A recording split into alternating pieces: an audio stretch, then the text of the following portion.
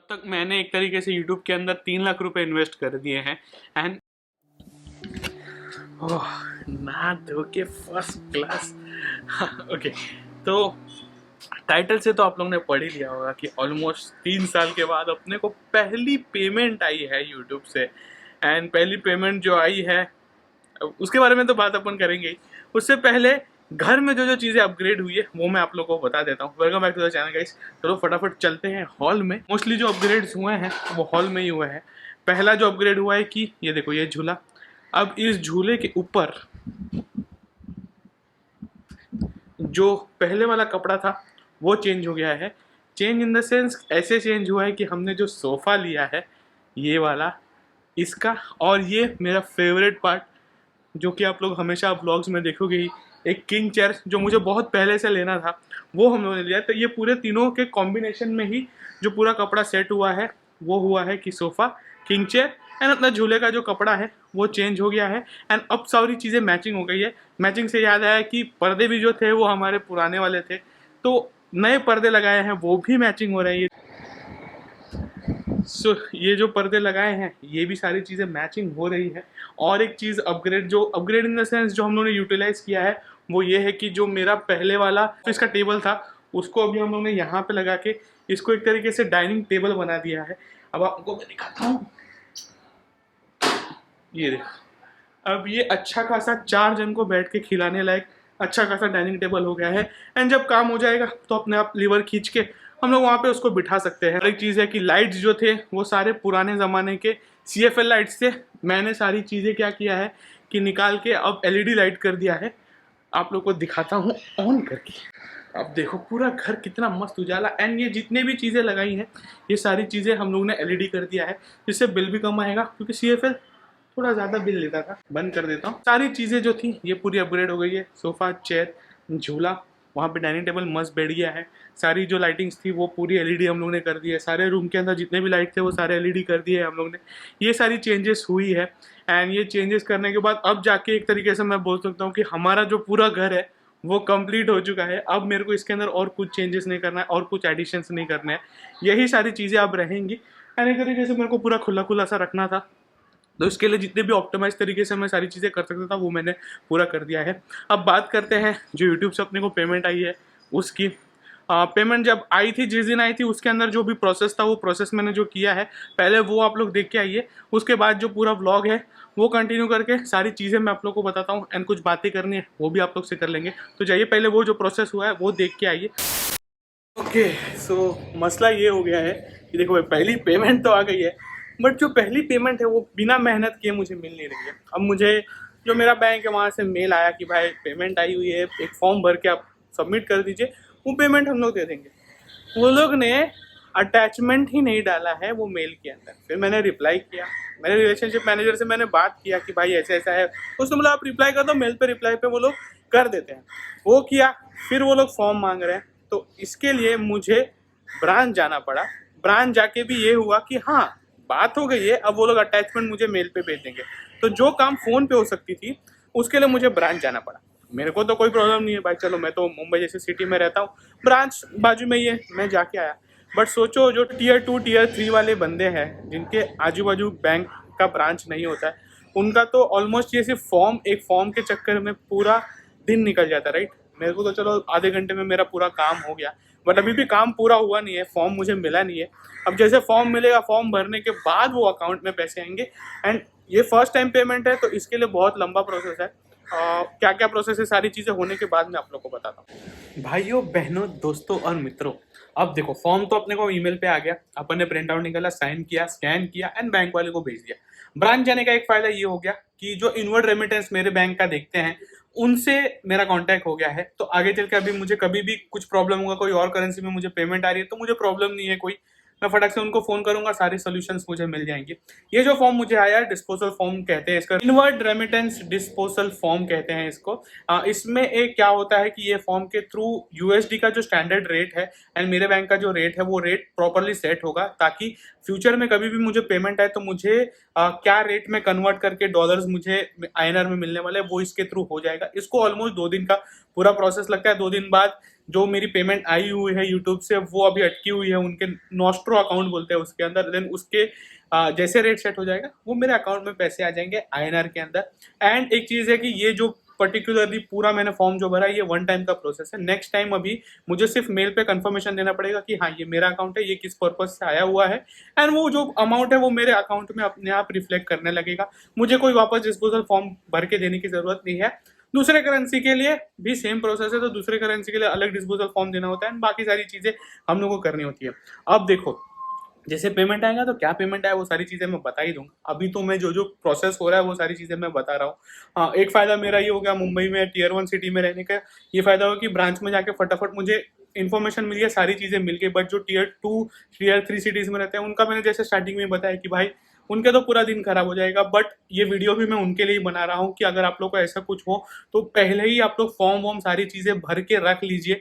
जैसे आपको ईमेल आता है आप स्कैन करिए, प्रिंट आउट निकाल के स्कैन करके फटाक से भेज दीजिए, ताकि आपका कोई प्रोसेस नहीं लगे, कोई टाइम न लगे कि ये पूरा प्रोसेस, क्योंकि ब्रांच में जाओ वहां से सारी चीज़ें पता चलेगी। तो ये वीडियो के थ्रू आप लोग को पहले ही पता चल गया है कि हाँ ऐसा एक फॉर्म होता है जो बैंक को भर के देना होता है, ताकि वो लोग रेट सेट कर दें एंड देन आपका पेमेंट अपने आप आते रहे। और एक चीज़ है कि अब नेक्स्ट पेमेंट जो है वो मुझे जिस हिसाब से मेरा चैनल चल रहा है लगने वाले हैं, मुझे वापस से लगता है कि 2-2.5 साल लग जाएंगे, क्योंकि 3 साल के बाद ऑलमोस्ट फर्स्ट पेमेंट आई है। तो सेकंड पेमेंट आने में भी मुझे एक तरीके से लगता है इतना ही टाइम लगेगा, तब देखा जाएगा क्या होता है। तो पहली पेमेंट जो आई है उसका जो बाकी का व्लॉग है वो आप लोग देख लीजिए। अपडेट देने की बारी है। अब अपडेट में ये है कि मैंने फॉर्म तो सबमिट कर दिया था, मुझे बोला था 2 दिन का टाइम लगेगा। 2 दिन का टाइम तो प्रॉपर लगा, बैंक वालों ने रेट वेट सारी चीज़ें सेट कर ली। इशू ये हो गया कि 25 नवंबर थर्सडे को US में होता है thanks giving, and thanks giving की वजह से जो उनका US का जितना भी ऑपरेशन था वो सारा बंद था, तो थर्सडे को वो हो नहीं पाया। आज फ्राइडे है एंड फ्राइडे को भी वो लोग ने प्रोसेस किया है जिसको टाइम लगेगा। अब कल इंडियन बैंक हॉलीडे है, मतलब 4th सैटरडे है तो बैंक बंद रहेगा, तो इसकी वजह से कल भी पैसे नहीं आएंगे एंड संडे को भी पैसे नहीं आएंगे, तो सीधा मंडे को पैसे आने वाले हैं अपने अकाउंट के अंदर। तो ऐसे अपने को पता है कि कितना अमाउंट आने वाला है। इंडियन में कन्वर्ट नहीं करके मैं आपको US डॉलर्स में ही बता देता हूँ।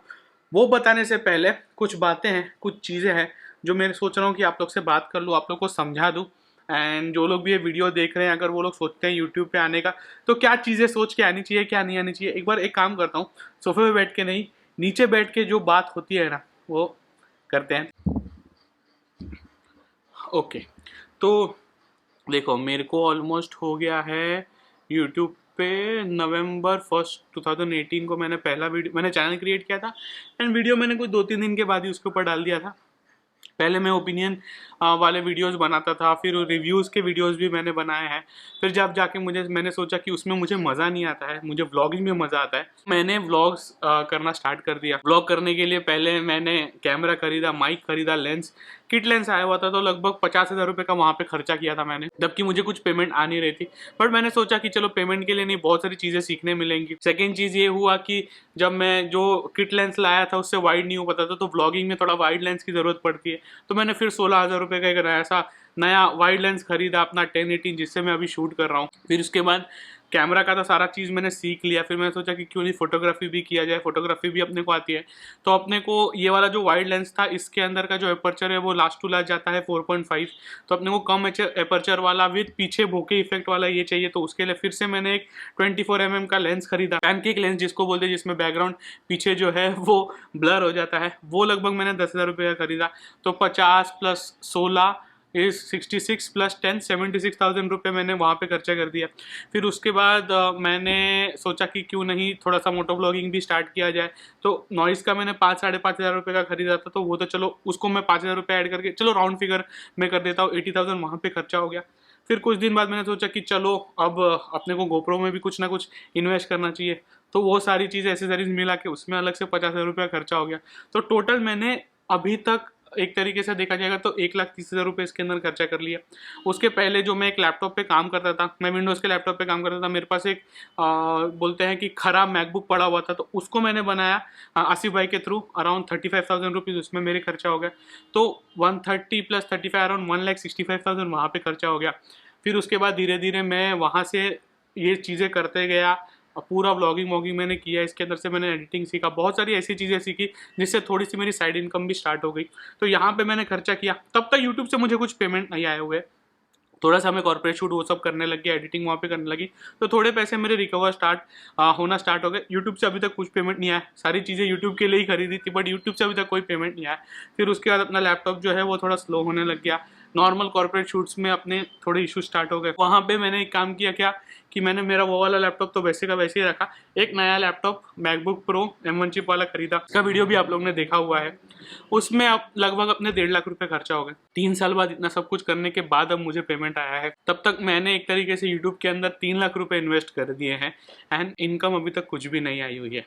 तो जो भी लोग ये वीडियो देख रहे हैं, अगर आप लोग सोच रहे हो कि YouTube पे आके आप लोग बहुत अमीर बन सकते हो, बहुत ज़्यादा पैसे कमा सकते हो, तो इतना याद रखो, 3 साल से मैं रेगुलर वीडियो डालने के बाद अब जाके पहली पेमेंट मुझे आई है। तो आप लोग अगर ये सोच रहे हो कि आप लोग वीडियोस डालोगे, ये करोगे, वो करोगे, यूट्यूब से आप लोग को प्रॉपर रेवेन्यू, एड रेवेन्यू का पेमेंट मिलेगा, तो मैं आप लोगों को बोल देता हूँ कि वो यूट्यूब आप लोग के लिए नहीं बना है। प्लीज़ आप लोग अगर एड रेवेन्यू का सोच के यहाँ पे पैसे इन्वेस्ट करके आते हो कि भाई मैं इतना पैसा इन्वेस्ट करूँगा, वीडियोस बनाऊँगा, इतने सारे मिलियन व्यूज़ जाएंगे एंड अब मेरे को इतना पैसा मिलेगा, तो यूट्यूब वो जगह आप लोग के लिए नहीं है।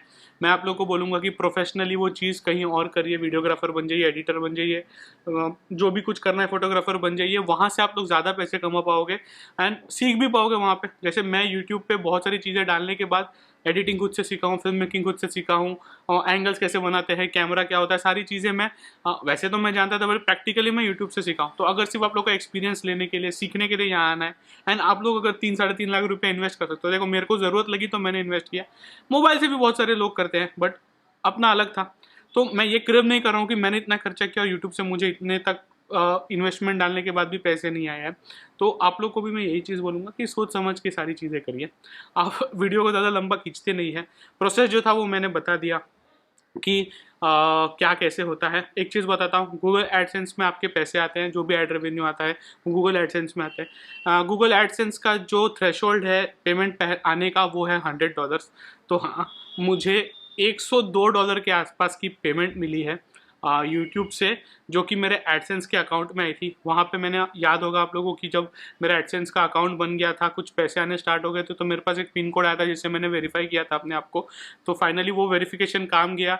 वहाँ पे मैंने बैंक अकाउंट डाल के रखा हुआ था, जो कि बैंक अकाउंट के में पैसे आए हुए हैं नॉस्ट्रो अकाउंट में मेरे बैंक के।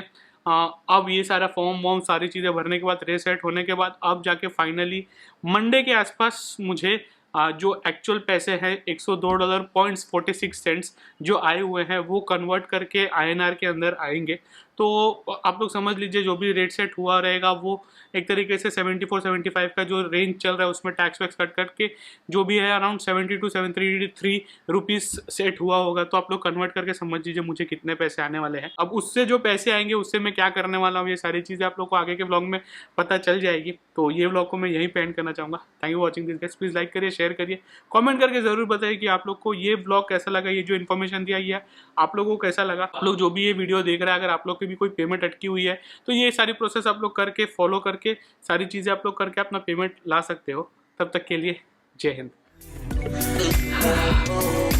$2